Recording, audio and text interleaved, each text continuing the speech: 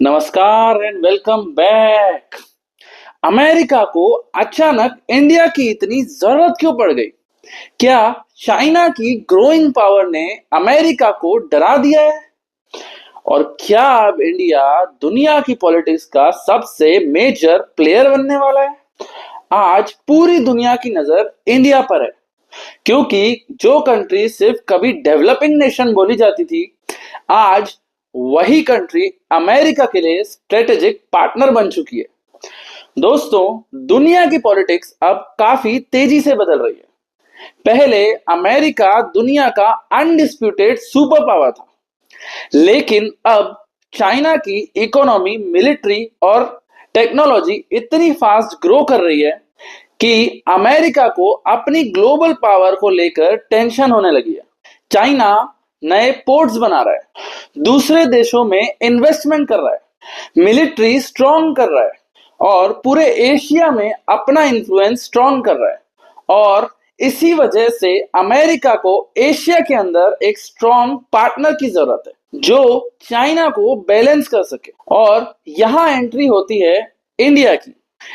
India आज सिर्फ population के लिए इंपॉर्टेंट नहीं है, इंडिया दुनिया की फास्टेस्ट ग्रोइंग इकोनॉमीज में से एक है।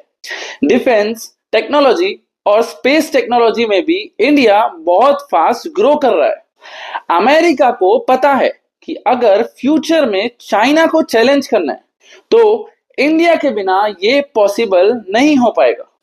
इसीलिए पिछले कुछ सालों में अमेरिका और इंडिया के डिफेंस रिलेशंस स्ट्रांग हुए, मिलिट्री एक्सरसाइजेस बढ़ी, टेक्नोलॉजी पार्टनरशिप्स हुई, सेमीकंडक्टर और एआई जैसे सेक्टर्स में भी डील हुई।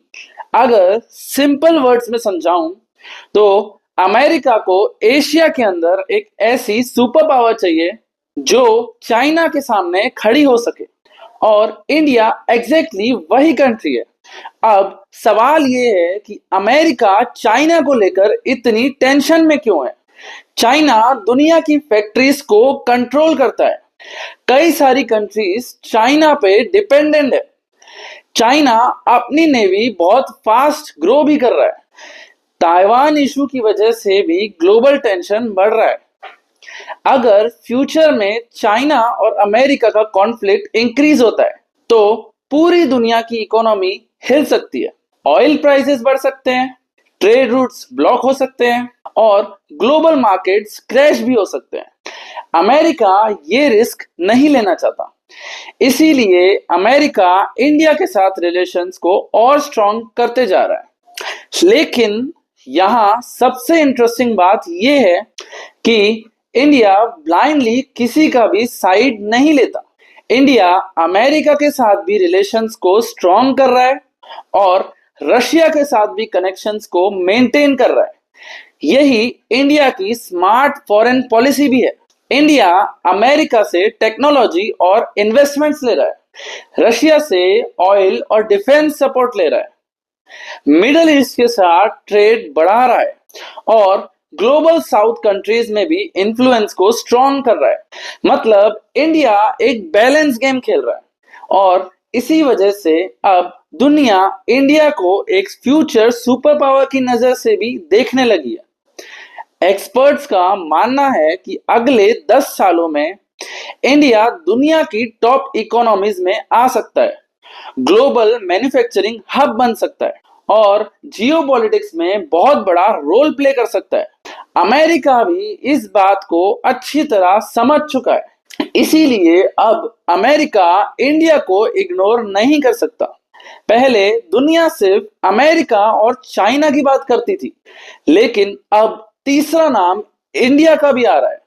और अगर इंडिया ने स्मार्ट स्ट्रेटेजी कंटिन्यू रखी तो फ्यूचर में दुनिया की पावर बैलेंस कंप्लीटली शिफ्ट हो सकती है।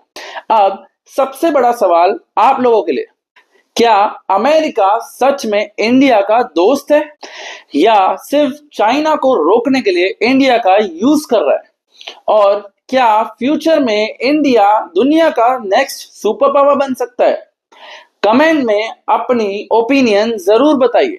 जय हिंद।